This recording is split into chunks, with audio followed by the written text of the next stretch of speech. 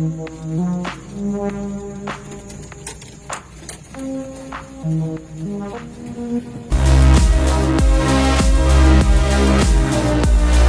van a buscar a la gente de Santiago, Juan Timotina, aquí a la altura de Membrial.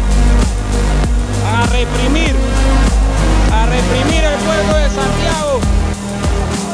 Atención, atención. Y si me quieren apedrearme, pues es la verdad.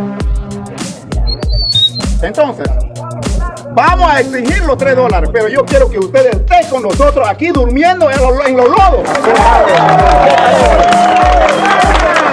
Ahora bien, si quieren los $3, yo creo que nosotros hicimos nuestro trabajo, que bajar el precio a $3.30. Bien. Si no está suficiente con eso, entonces peleenlo ustedes, pero ya solo. ¡Solo!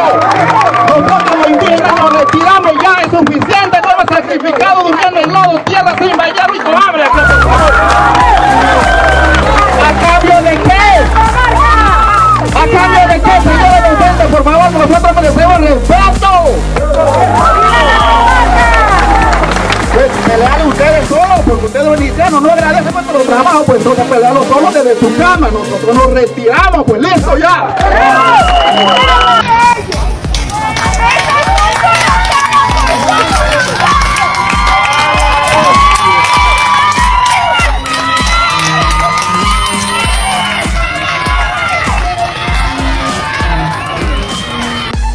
Alerta Chiriquí Grande.